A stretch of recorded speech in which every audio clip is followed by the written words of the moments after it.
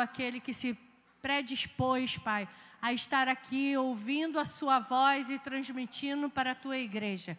Que ele venha agora, Pai, sair dele todo o nervosismo, toda a ansiedade, toda a preocupação do porvir, e que agora ele esteja totalmente ligado ao que o Senhor quer transmitir para ele. Toma sua família, cuida da sua família enquanto ele está aqui, cuidando do rebanho que o Senhor colocou em suas mãos. Pai, e que ele venha transmitir, que ele venha entender e transmitir tudo aquilo que o Senhor tem para nós nessa noite. Nós, como igreja, o abençoamos em nome de Jesus. Amém. Graça e paz, amém? Pode sentar. Sente-se dando glórias a Jesus.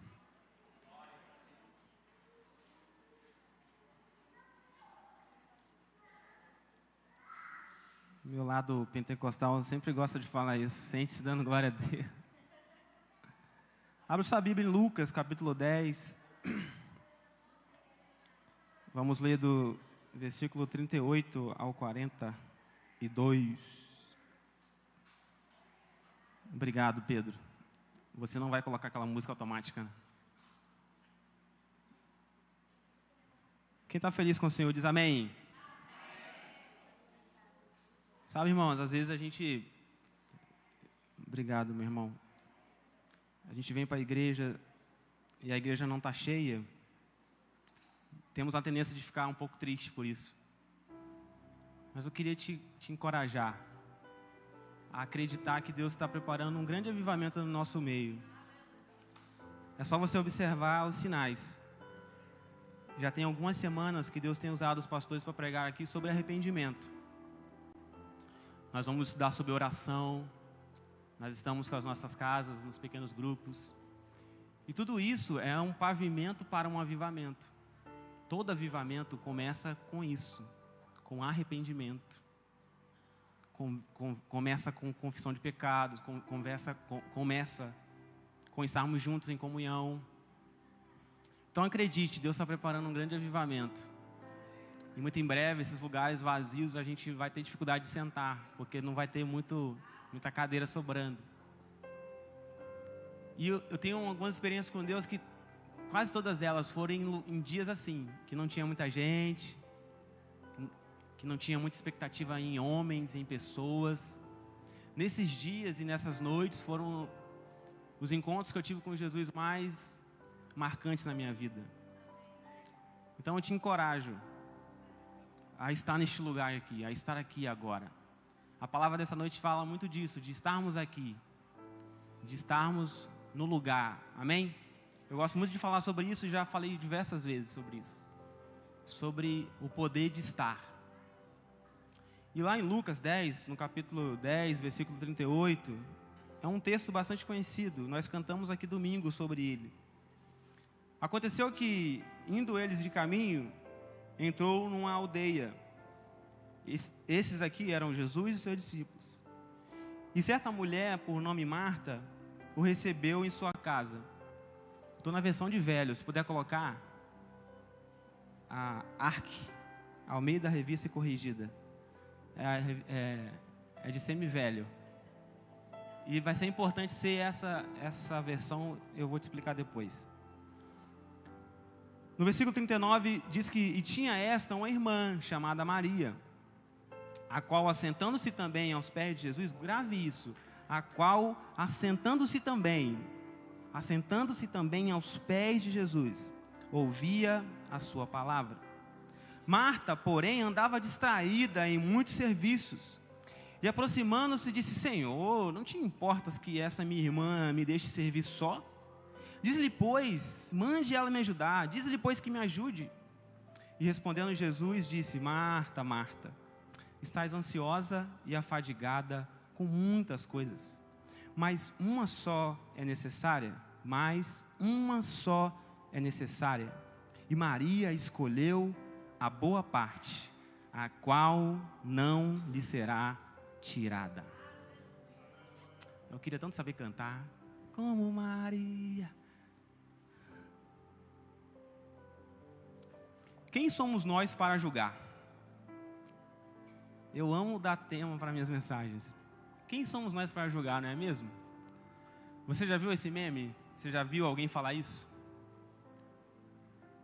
Quem somos nós para julgar? Sabe o que é isso, irmãos? É uma frase que a gente fala no final, depois de ter falado sobre alguém 20 minutos. Que a pessoa é isso, é aquilo. Aí no final a gente fala, mas quem somos nós para julgar, né, amiga? Não é mesmo? Hoje o Jonathan botou um vídeo lá no nosso grupo da célula, da mesa, do pequeno grupo, a gente chama de tanto nome. Um trecho de uma pregação que o pastor fala isso, que nós temos um mau costume de falar mal das pessoas, de falar por trás das pessoas. E sim, irmãos, é a nossa natureza, a gente é assim mesmo, a gente fala dos outros. E muitas das vezes travestido de boas, né, assim, a gente só quer comentar, né? Pô, a pastora viu ela, né? Falou comigo hoje. Às vezes assim, é polido, a gente quer falar as coisas sem nenhum tipo de maldade. Mas a gente tem a mania de julgar as pessoas. Não é mesmo? E temos a mania de julgar os personagens bíblicos. E tem coisas aqui nesse texto que eu nunca tinha percebido da Marta. E é por isso que eu queria falar sobre isso hoje. Quem somos nós para julgar a nossa irmã Marta? Quem somos nós? O contexto aí desse texto, se você voltar, tem um texto lindo que todos nós conhecemos, que é a parábola do bom samaritano. Então Jesus está contando que um sacerdote viu um homem caído, passou de longe, que um levita passou, viu um homem caído, passou de longe, e que um homem, um samaritano, que não se dava bem com os judeus, mesmo assim, esse homem presta um serviço àquele homem caído. Então Jesus vem falando, até então, sobre serviço, sobre largar a religiosidade, sobre largar as suas coisas e servir. Jesus vem falando e nos ensinando algo sobre o que nós muito gostamos de falar, sobre ativismo. A gente tem que fazer alguma coisa, a gente tem que servir o outro, tem que fazer alguma coisa para alguém. Só que depois de passar e contar sobre essa história, Jesus agora vem dizer que Maria, aquela preguiçosa, escolheu a melhor parte. E Marta, a nossa irmã, trabalhadeira, como diz a minha mãe, estava lá, afadigada e ansiosa com muitas coisas. E é interessante perceber essa contradição às vezes. Como assim, Jesus? Eu tenho que fazer, tenho que servir, mas como assim eu tenho que estar aos teus pés? E essa é a boa parte. Nós vamos aprender sobre isso. Por que, então, Jesus, que eu tenho que abandonar um ativismo agora? Se o Senhor falou agora há pouco sobre fazer as coisas. E aí, irmãos, é interessante que o problema não está nas atividades em si. O problema está em não ver Jesus naquilo que fazemos. O problema está nas motivações que nos fazem servir. O problema de Marta não foi que ela estava servindo, ou ocupada, ou preocupada. O problema é que a intenção dela e o coração dela não estava na coisa mais importante, que era em Jesus. Muitas vezes nós somos assim. No mesmo capítulo 10, no versículo 22, Jesus está falando sobre a gente vê-lo, sobre a gente percebê-lo, sobre a gente chegar até Ele. Então tudo faz sentido. Ele diz no versículo 22, tudo por meu Pai foi entregue, e ninguém conhece quem é o Filho senão o Pai, nem o Pai senão o Filho, e aquele a quem o Filho quiser revelar.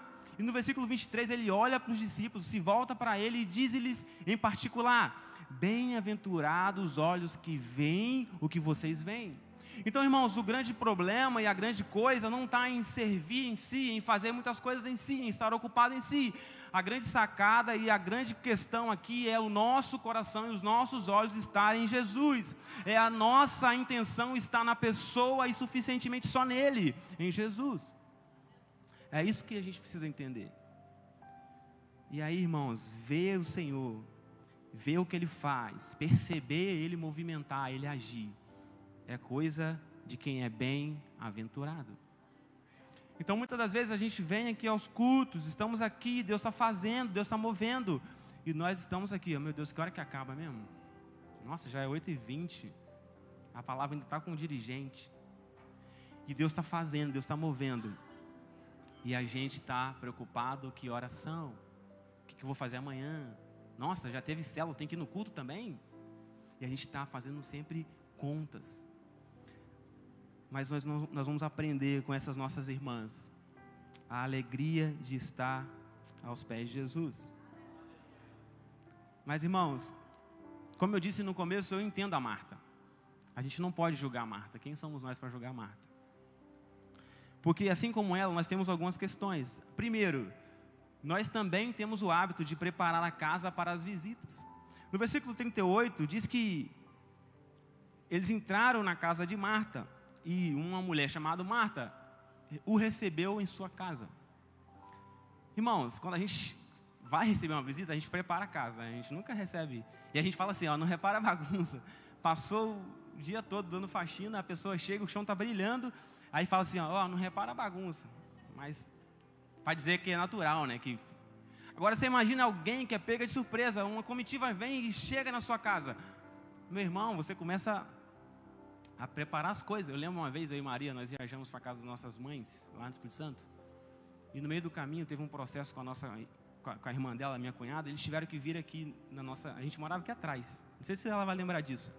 Irmãos, pensa. Sabe quando você viaja, que você viaja e... Nós chegamos em casa, faltou pouca casa, não está mais ali, está lá na praça, assim.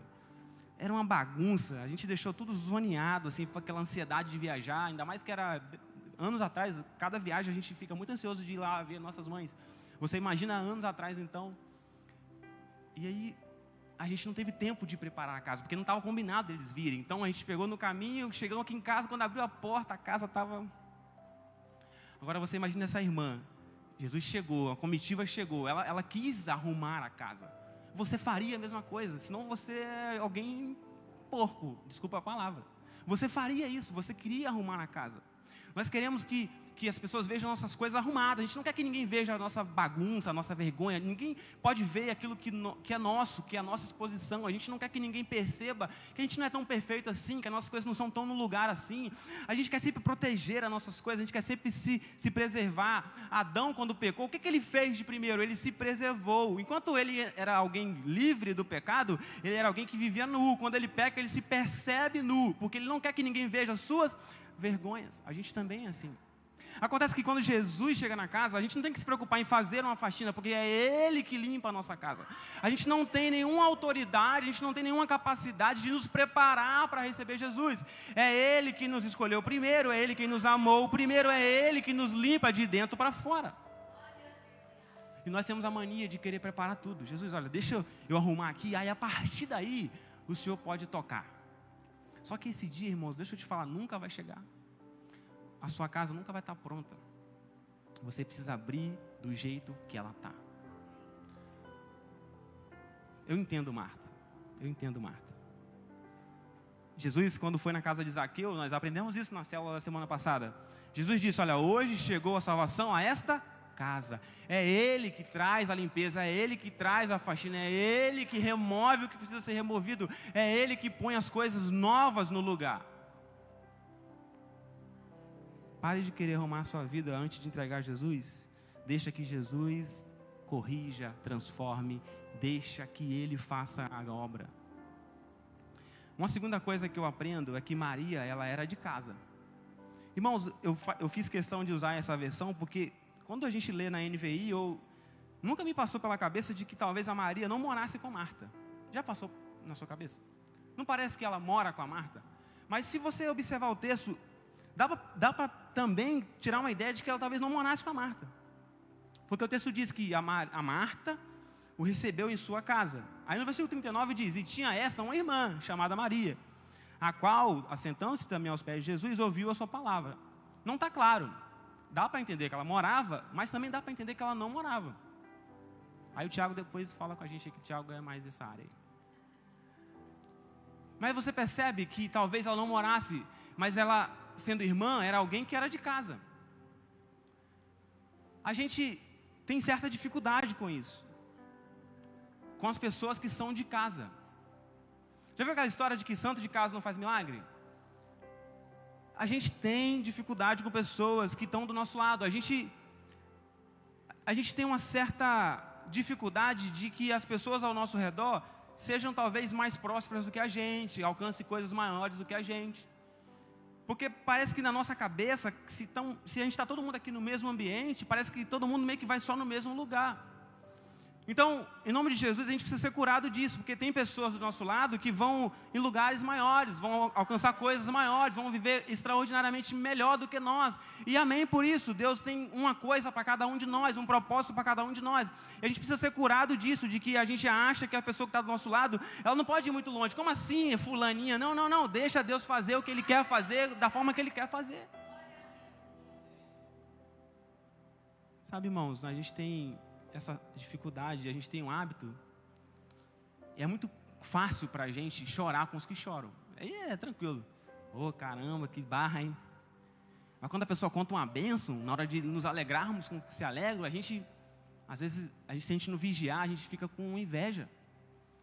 Caraca, o que Deus viu nesse cara e em mim não? Meu Deus, olha fulano, está viajando, está conquistando tanta coisa. Nossa, olha ele, a célula dele é mais cheia, a casa dele vai mais gente, olha ela chama as pessoas vêm, eu convido, ninguém vem na igreja. Pô, como assim, irmãos? Em nome de Jesus, deixa a pessoa viver a bênção dela e espera o seu tempo. E é muito mais fácil para nós a gente chorar com os que choram, mas é desafiador a gente se alegrar com aqueles que estão sendo abençoados também. E a gente estava conversando outro dia, às vezes a gente nem sabe o que o nosso irmão faz. No nosso primeiro encontro lá, que o Alexandre foi, então foi na segunda semana, a gente conversando, em dado momento, a gente falou que o Alexandre consertava celular, e tinha gente que não sabia. E a gente falou, tá vendo, se a gente não estiver nas casas, a gente nunca vai saber dessas coisas, que o Alexandre conserta telefone, que eu sou advogado, que a irmã Bruna é manicure, é nails, né? Hoje em dia não é mais manicure, é nails, né? Que a Lidiane é professora, e que o Serafim tem um testemunho lindo, ele contou lá ontem, eu não sabia que o Serafim ia no forró. Depois ele vai contar aqui para os irmãos. Mas, irmãos, a gente tem uma certa dificuldade de ir no empreendimento do irmão, de fortalecer. Às vezes é a diferença de R$2, mas você não vai lá na irmã, não compra o bolo da irmã porque é caro. É R$2 mais caro do que do lado, que você não conhece, mas você não abençoa a sua irmã, que está lá fazendo o trabalho dela. Então, em nome de Jesus, irmãos, vamos parar com isso de, fulano é de casa. A gente usa esse termo, às vezes, para falar assim, não convidou porque é de casa, não abençoou porque é de casa, não liberou uma palavra porque é de casa. Não, irmãos, é de casa aí que você tem que abençoar, tem que declarar coisas boas, tem que convidar para coisas boas. Paulo disse lá em Gálatas que a gente deve fazer o bem a todos, especialmente aos da família, da fé. Então, seja curado disso, em nome de Jesus. Talvez Marta pensou, minha irmã é de casa. Quem é essa aí para ficar aos pés de Jesus? Está aqui toda semana comigo, comendo cuscuz? Em terceiro lugar, Marta também sentou-se para aprender. Mas ela tinha muitas coisas para fazer. Irmãos, eu nunca tinha parado para pensar que a Marta também sentou para aprender. No versículo 39, aí fala, né? Ela tinha uma irmã chamada Maria, a qual, assentando-se também aos pés de Jesus, ouvia a sua palavra. Ou seja, a casa de Marta, a sua irmã, também se sentava para aprender. Marta também parou para aprender. Mas a Marta, ela não só ficou aprendendo, ela também ficou ansiosa, preocupada, afadigada com muitas coisas. Ela não foi capaz de abandonar os seus afazeres, a sua preocupação legítima de oferecer uma casa, um café, de oferecer um ambiente confortável. Ela não foi capaz de deixar essas coisas secundárias de lado para desfrutar plenamente da presença de Deus. Ela não foi capaz de deixar as coisas importantes e legítimas. Ela não foi capaz de, naquele momento que ela estava com Jesus, tão somente Jesus ser o centro de suas atenções. O que a gente aprende com isso? Que às vezes, irmãos, a gente não é proibido de preocupar-nos com as nossas coisas. A gente tem que se preocupar. Você tem que se preocupar em pagar suas contas. Você não pode ser um caloteiro. Você tem que trabalhar, tem que dar uma condição boa para sua família, para sua casa. Você tem que fazer as suas coisas, seu empreendimento. Mas quando você estiver com Jesus e quando você estiver no ambiente que Jesus está, no seu tempo com Ele, você precisa dizer para Ele, e tão somente para Ele, o quanto Ele é importante. E as suas ações precisam concordar com isso. E você precisa, ao estar com Jesus, estar inteiramente com Jesus. E Ele ser o centro de tudo na sua vida. Então o problema não foi que ela não se sentou para aprender, foi que isso foi uma parte, mas ela não dedicou o tempo total a isso. A pastora falou um pouco disso no domingo, sobre que a gente faz mesmo muita coisa, mas bota uma coisa na sua consciência, E é aí que eu tenho falado sobre o arrependimento. Quantas vezes a gente não usa a desculpa do trabalho para negligenciar o Senhor? Sabe, irmãos, eu não estou falando de você deixar de estudar para você crescer no seu trabalho, na sua profissão. Aqui na igreja a gente tem muito cuidado com isso, né? Aqui, a nossa igreja não é igreja ativista, a gente tem culto quarta e domingo, irmãos. Tem igreja aí que tem culto terça, quarta, quinta, todo sábado tem culto. A gente não tem isso, a gente não tem culto domingo de manhã, é uma vez a cada 6 meses. Mas quantas vezes, e aí eu falo isso por mim, irmãos, como que o Senhor está me tratando? E talvez você possa pensar, é muito fácil você falar, você saiu da empresa, você não está mais trabalhando, mas talvez seja mesmo, e é algo que eu estou me arrependendo diante do Senhor. Quantas vezes a gente usa o álibi do nosso trabalho, que é legítimo, para não dar ao Senhor a atenção devida. Então é uma linha muito fina, é um lugar assim muito cuidadoso para nós, em que você tem que se ocupar mesmo, você tem que dedicar a sua vida nas suas coisas mesmo, você tem que dar uma vida justa, a gente tem que batalhar por coisas melhores na nossa vida financeira, no nosso trabalho. Mas na hora que a gente está com o Senhor, no tempo que a gente tem que dedicar ao Senhor, o quanto que a nossa mente, o nosso coração está inteiramente dedicado ao Senhor, o quanto que nós estamos de fato, como nós cantamos aqui hoje, maravilhoso é estar em tua presença, maravilhoso é poder te adorar, maravilhoso é tocar em suas vestes. Eu cantei errado, eu cantei estar em suas vestes, a minha esposa me corrigiu, mas nós cantamos essas canções como Maria que estava aos seus pés e disseste. Quanto que nós vivemos de verdade essas canções, o quanto de verdade nós vivemos a partir daquilo que nós ouvimos aqui. Quando nós estamos aqui, quando a palavra é liberada a partir de um pregador aqui, é uma sentença para cada um de nós, e começa aqui, quem está aqui em cima.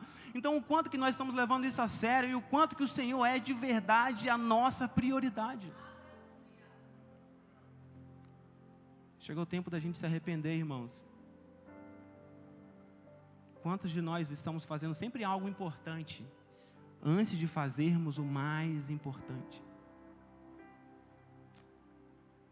Eu queria insistir nisso com muito zelo e com muito temor, porque eu sei que essa palavra é primeiramente para mim.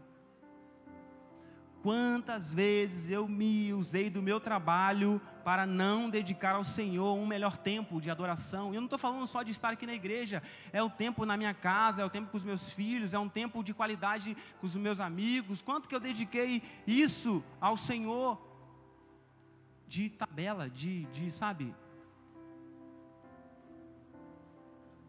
E o quanto que a gente tem dedicado ao Senhor a nossa melhor parte.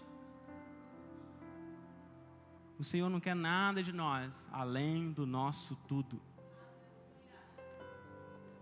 E nós não estamos falando, irmãos, de você estar na igreja todos os cultos, todos os dias. Estamos falando de você ser verdadeiro com o Senhor, porque são esses que o Senhor procura.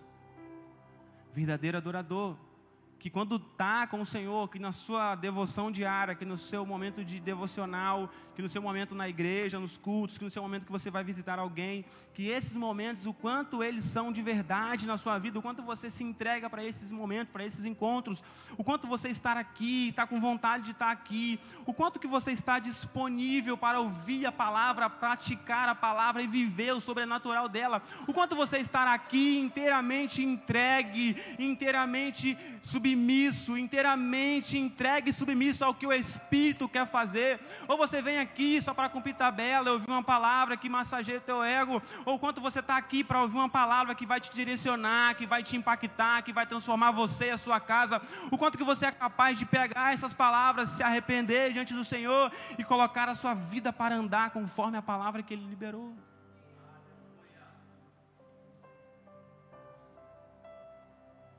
Não senta para aprender afadigado com outras coisas.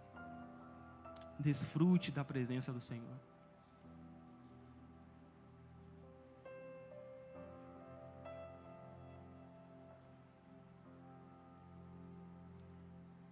Desfrute da presença do Senhor.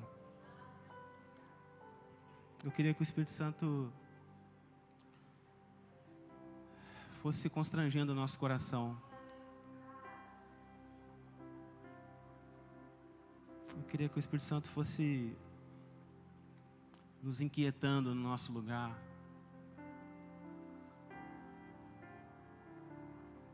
Eu lembro que, por algumas vezes, eu sempre ouvi algumas palavras de Deus sobre a minha vida, de que a unção de Deus sobre a minha vida era a unção de atrair a presença de Deus para os ambientes. E o quanto de testemunho eu já ouvi ao longo da minha vida de que o lugar que eu estava, não só eu, mas aquele lugar, já ouvi isso no meu antigo trabalho, já ouvi isso no meu novo trabalho, já ouvi isso na minha casa, já ouvi isso eu pregando, eu cantando, eu estando na igreja, eu já vi muitos testemunhos de pessoas, nossa, que ambiente leve. Eu sinto Deus neste lugar. Eu sinto Deus quando você fala. Sabe, irmãos, eu não estou falando isso para dizer, tem uma unção. Não, é para te dizer que, sabendo dessa unção sobre a minha vida, setas são lançadas na minha mente o tempo inteiro. E eu percebo, irmãos, o quanto o diabo quer tirar a minha paz, a paz de estar na presença do Senhor. Eu cresci na minha vida cristã amando estar na presença de Deus. Sabe aquela pessoa fominha de todo encontro de todo lugar estar, porque eu amo estar no lugar onde Jesus está.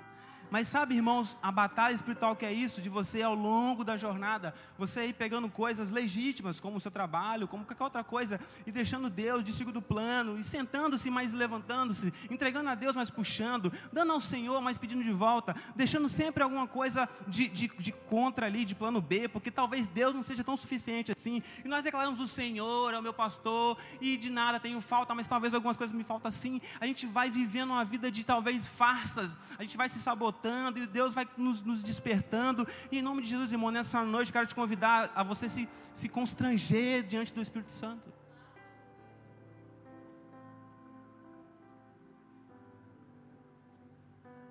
Que o Senhor nos constranja. Em quarto lugar, eu entendo Marta, porque as comparações são inevitáveis.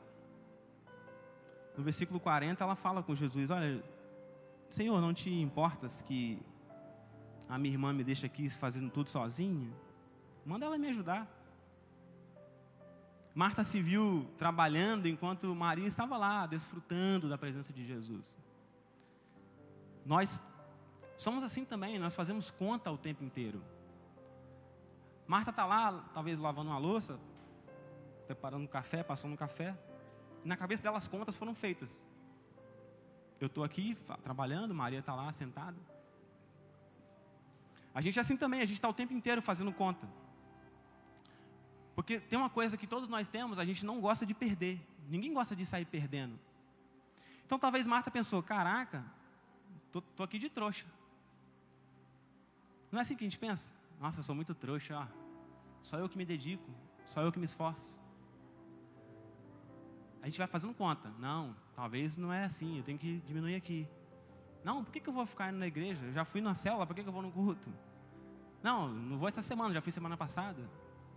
Não vou jejuar porque eu estou tomando remédio. Não vou orar porque eu já orei. Não vou orar por fulano porque eu acho que ele não merece. Não vou orar por fulana porque também ela que foi fazer isso da vida dela, eu vou ficar orando, desgastando. A gente vai fazendo conta. E vai comparando. Maria está lá, eu estou aqui. Fulano está lá, eu estou aqui. Deus está fazendo lá, mas não está fazendo aqui. Deus está movendo lá, mas não move aqui. Meu Deus, as coisas estão acontecendo lá, mas não acontece comigo aqui. Meu Deus, olha só, está frutificando lá, mas eu não estou frutificando nada aqui. A gente vai comparando, a gente vai entrando num lugar que eu escrevi aqui, que as comparações, elas são a antessala do descontentamento e da murmuração. Você ficar comparando, você está um passo de entrar no lugar de murmurar, de ficar descontente. Se tem uma coisa que o diabo gosta de ouvir, é a murmuração. O que é para Jesus santo, santo, santo, é para o diabo a gente murmurar. É uma canção para ele. Então, em nome de Jesus, irmãos, evite comparar. O que Deus está fazendo no lado, o que Deus está fazendo na frente, não é a mesma coisa que Deus vai fazer na sua vida. E amém por isso. Deus tem algo para você, específico para você, e Ele vai fazer no seu tempo.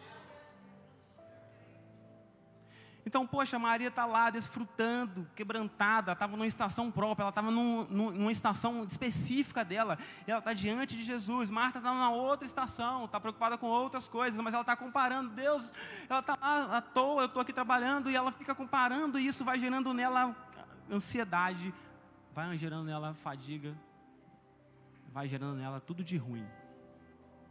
Cortisol vai atacando, vai ficando maluca.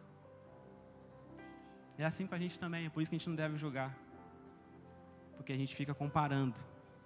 Mas em nome de Jesus, que Deus nos ajude, que o Senhor tire de nós toda a comparação e que a gente aceite viver a nossa estação com o Senhor. Há um tempo determinado para todas as coisas, o que é seu, o que é o seu tempo, Deus está fazendo e vai fazer da forma que Ele acha melhor.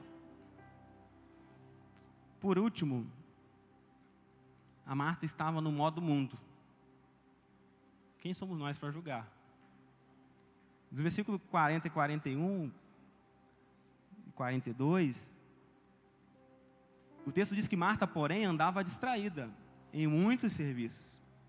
E aproximando-se, disse: Senhor, não te importas que minha irmã me deixe aqui só? No versículo 41, ela diz, Jesus responde, disse-lhe Jesus, né? Marta, Marta, estás ansiosa e afadigada com muitas coisas. Apenas uma coisa é necessária. A Marta estava no modo mundo, distraída, ansiosa e afadigada. É o combo satânico dos nossos dias. Distração, ansiedade e cansaço, afadigamento, sobrecarregamento. Enquanto que no reino de Deus, o modo reino é o pão nosso de cada dia, é perdoar os pecados, perdoar os nossos ofensores e submeter ao céu, seja feita a tua vontade, assim na terra como no céu. Esse é o modo reino, é o pão de cada dia, é buscar por Ele, não somente o pão de cada dia, é nós perdoar os nossos ofensores, pedir perdão a Deus e é submeter-nos à vontade do céu, seja feita a tua vontade aqui na terra como no céu, ou seja, o céu é a referência. E aí, irmãos, dentro do modo mundo, distração é uma tática de Satanás. Vocês lembram de Faraó, quando Moisés vai lá e fala, ó, Deus mandou o meu povo embora. O que Faraó fez? Deu-lhe mais trabalho. Ó, bota trabalho no lombo desse povo, porque eles estão à toa. Para eles distraírem, para eles terem o que fazer, para eles ficarem preocupados com as coisas. Então, a distração dos nossos dias é uma estratégia de Satanás. E não, tem muita coisa legal para distrair a gente. A gente pega uma série, a gente maratona, a gente vai no Instagram e são vídeos engraçados. E a gente vai roletando aqueles vídeos lá e daqui a pouco a gente fica horas ali. A gente tem muita coisa, tem os videogames maneiros. Na minha época, o videogame, os bonecos eram tudo quadrado assim, ó. Hoje em dia, né, as coisas são tudo tão bonitas, né, tão reais. A gente bota aqui alguma coisa na cara e tem uma realidade virtual. A gente já jogou Kinect, que você faz as coisas assim, né, na tela. Tudo isso são distrações, são coisas legais que no seu tempo e no seu tempo certinho é legal para nós, mas a gente vai se distraindo com essas coisas. O nosso trabalho, a gente precisa melhorar, a gente precisa estudar um pouco mais, a gente precisa fazer mais coisas. A gente vê vídeo na internet que os coaches falam assim, olha, você tem que ter outra renda, tem que fazer mais umas 5 rendas. Olha, você tem que fazer tal curso, compra tal curso. Você está no Instagram e aparecem uns 5 cursos para você comprar. Curso de como fazer coisa, como bordar, como fazer bolo, como construir uma casa, curso de como ganhar dinheiro, como perder dinheiro, como comprar Bitcoin e curso. E você vai ficando totalmente distraído. E a vida não anda. Sabe quando você está no Netflix para escolher um filme e você fica horas para escolher o filme e acaba que às vezes nem escolhe? É porque tem muitas opções e a nossa mente não consegue. Isso é estudado sobre isso, né? Então é por isso que no supermercado as coisas com os preços mais legais para o supermercado fica no meio assim, que você vê logo e escolhe. Porque se você ficar escolhendo muito, você paralisa. Ou seja, tudo isso que a gente tem de tanto de coisa são, na verdade, estratégias do Satanás, que o mundo jaz do maligno, para a gente ficar distraído. Quando a gente precisa se atentar a somente uma coisa. Uma coisa. Em segundo lugar, a ansiedade. O modo do mundo tem a distração e tem a ansiedade. A ansiedade é a doença do século. O que é a ansiedade? É sentir um aperto, uma angústia, um aprisionamento, é se sentir sufocado. Ansiedade é também ficar preso ao passado ou também ter excesso de futuro. Isso tudo é ansiedade. E eu ouvi uma frase que eu não descobri quem é o autor, mas eu anotei aqui. A ansiedade é ser crucificada entre dois ladrões: o remorso em relação ao passado e a preocupação em relação ao futuro. Sabe aquela coisa, quando você sabe que pisou na bola, ou sabe que alguma coisa não está legal, tem que perdoar alguém, eu tenho que pedir perdão a alguém, e você não, a vida não anda, você fica ansioso com aquilo, tem que resolver. Ou quando alguma coisa está lá no futuro, não vai acontecer, que 99% das vezes não acontece, mas você está preocupado, está ansioso, achando que vai dar ruim, vai morrer, que tudo vai dar errado. Então a ansiedade é esse lugar, você preso no meio entre passado e futuro, você sufocado. Mas a palavra de Deus diz que a gente deve lançar sobre Ele toda a nossa ansiedade, porque Ele tem cuidado de nós. 1 Pedro 5,7. Lancem sobre Ele toda a sua ansiedade, porque Ele tem cuidado de vocês. Em Mateus 6,27, Jesus diz: quem de vocês, por mais que se preocupe, pode acrescentar 1 hora que seja a sua vida? Basta cada dia o seu mal, o Senhor tem cuidado de nós, o Senhor é o nosso pastor, nada irá nos faltar. E por fim, no modo mundo, tem a fadiga, cansaço. Enquanto Jesus diz: olha, vinde a mim que estão cansados e sobrecarregados. O mundo tem nos oferecido muitas coisas para fazer, muitas tarefas. Você tem que estar sempre no seu limite, senão você não vai prosperar, senão você não vai romper, senão você não vai viver. Enquanto o Senhor tem para nós um lugar de descanso.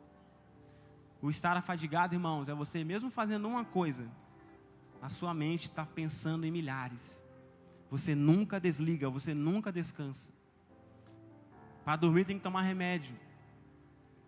Em nome de Jesus, se tem alguém aqui que tem dormido só com remédio, nós queremos declarar a cura em nome de Jesus. Sono para você, sono, aquele sono que o pastor Josias fala aqui, sono de perder a hora, mas um sono de Deus, um descanso do eterno na sua vida, em nome de Jesus. Foque no que você está fazendo. O que nos afadiga, o que nos traz esse cansaço, é estar fazendo uma coisa, mas está sempre ansioso, pensando no que vai acontecer. Meu Deus, eu não vou dar conta. E você fica pensando num monte de coisa. Irmãos, em nome de Jesus, o Senhor preservará em perfeita paz aquele cuja mente está em ti, cuja mente está no Senhor. Se a sua mente estiver em Jesus, no Senhor, Ele vai preservar em perfeita paz. Ansiedade, irmãos, não combina com frutificar. Porque para frutificar tem um processo, né? Tem que primeiro plantar, né? O que é plantar? Você joga uma semente. Pensa, você pega uma semente de laranja. Uma sementinha, já é o quê? Laranja, só que ela é semente. Aí você faz o quê? Você pega, cava um buraco em terra. E tem que esperar um tempo, para que no seu tempo, a laranja, enfim, apareça. Mas combina com ansiedade? Não combina, porque você tem que pegar um bem e enterrar, acreditando que vai chover, vai fazer sol, e no seu tempo o processo vai acontecer e essa laranja vai gerar o seu fruto. Talvez você está ansioso, mas em nome de Jesus, só semeie, irmão, continue semeando. Na hora certa o Senhor vai fazer você colher os frutos. Bem-aventurado aqueles que vão semeando com lágrimas, porque voltarão colhendo com alegria. O Senhor tem uma colheita alegre para nós. O Senhor tem um tempo de colheita para nós. Nós vamos viver aqui, irmãos, em nome de Jesus. Foi profetizado sobre nós. Esse lugar tem palavras proféticas aqui, de que este lugar viverá um avivamento, viverá uma colheita, e nós cremos em nome de Jesus. Nós não estamos aqui pregando um evangelho fácil, um evangelho comercial. Não estamos aqui dizendo que você vai ser rico e próspero se você der o seu dízimo. Estamos aqui pregando Jesus Cristo e Ele crucificado e Ele ressurreto. O evangelho vale a pena e nós vamos ver isso aqui.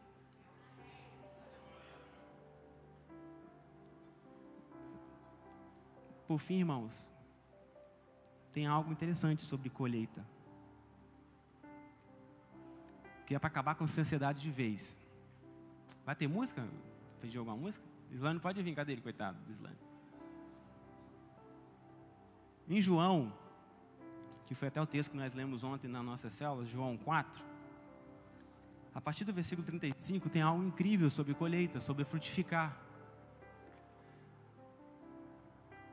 A pastora falou sobre isso domingo. Ela trouxe esse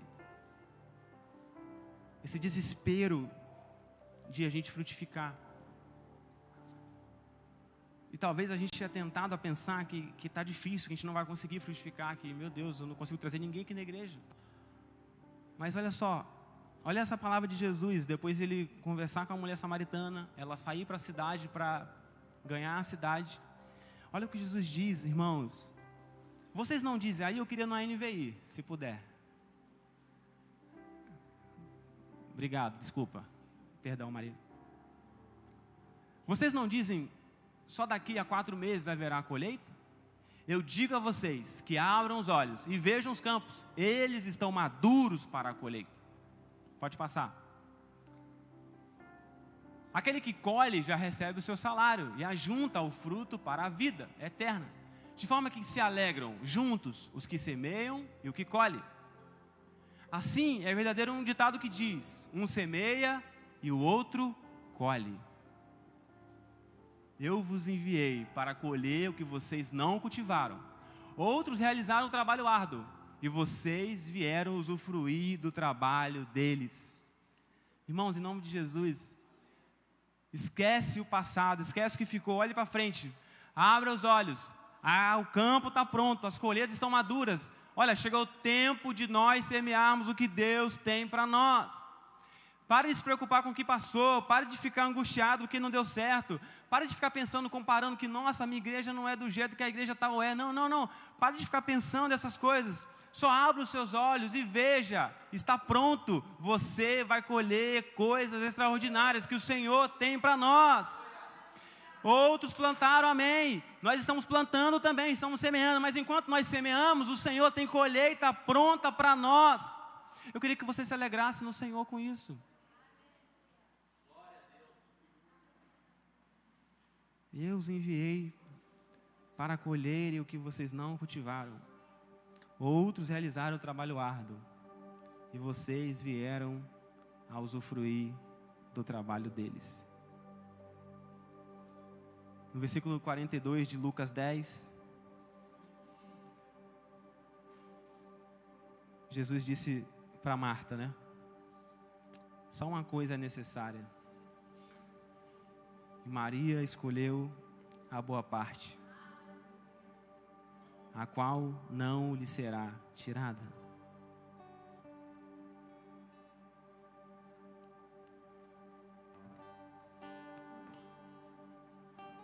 Sabe, irmãos, alguns dias, algumas horas, em alguns momentos, você vai ter que se ocupar de trabalho mesmo. Mas se você estiver sempre conectada com o que o Senhor está fazendo e falando, você vai perceber também aqueles momentos em que você não vai poder fazer outra coisa, a não ser estar nos pés de Jesus. E isso não pode ser pesado, irmãos. Decidir se você vai vir ao culto, sabe, essa conversa não era nem para existir. Não era para ser pesado, não era para ficar fazendo conta do qual culto que eu vou, qual culto que eu não vou, se eu já fui em um evento, não vou no outro, sabe? Isso é uma conversa tão rasa. O que a gente deve discutir e pensar é o quanto de voz de Deus eu estou ouvindo e o quanto de estar na presença dEle eu estou desfrutando. É por isso que eu tenho dito que o Senhor tem nos chamado ao arrependimento, irmãos, porque nós temos deixado o Senhor em segundo plano. E eu não estou falando da igreja, de estar nos eventos, eu estou falando de nós, a nossa relação com o Senhor. Nós estamos fazendo as coisas primeiro e perguntando a Ele depois. Nós estamos indo nos lugares primeiros e perguntando a Ele depois. Nós fazemos nossos projetos e depois apresentamos ao Senhor, quando na verdade o Senhor é a primeira coisa. E é por isso que eu quero te convidar, irmãos, por alguns minutos, você estar aos pés de Jesus.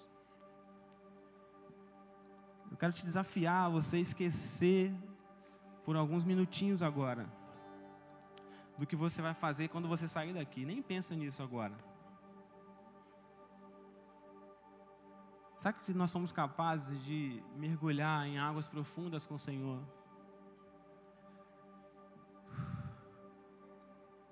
Costumo pensar que águas mais profundas, sabe aquele lugar que você mergulha? E quanto mais fundo você mergulha, menos você ouve quem está de fora.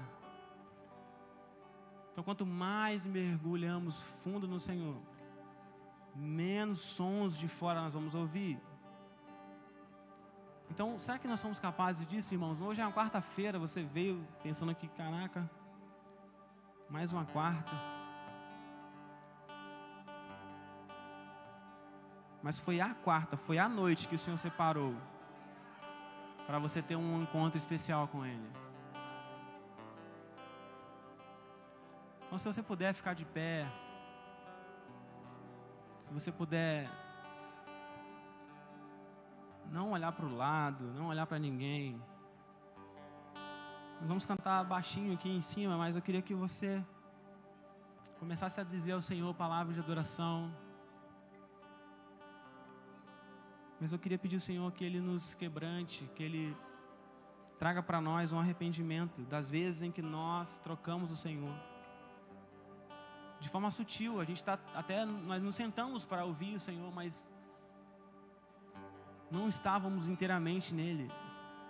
De forma sutil, a gente se atentou a outras coisas, a gente foi fazer outras coisas legítimas até. Quantas vezes Deus tem falado e a gente não tem colocado em prática, porque a gente até sentou para ouvir, mas a gente não sentou para nos alimentarmos do Senhor. A Bíblia diz: provai e vede que o Senhor é bom. Quanto tempo nós não provamos o Senhor? Qual foi a última vez que você deixou cair uma lágrima dos seus olhos? Qual foi a última vez que o Espírito Santo te tocou de uma forma diferente? Qual foi a última vez que você foi incomodado pelo Senhor para não somente chorar diante dEle? Qual foi a última vez que você fez algo para o Senhor sem que alguém tivesse que dar um comando? Qual foi a última vez que você desejou orar por alguém que você relutou, mas você saiu do seu lugar e foi lá orar porque o Espírito mandou você ir lá orar? Qual foi a última vez que você quis cantar uma canção ao Senhor? Aquela canção ficou te incomodando, você foi procurar, você nem lembrava a letra, você foi lá no Google e escreveu assim, não, só para ouvir a música, para achar a música, porque você queria estar com o Senhor com aquela música. Já fez isso?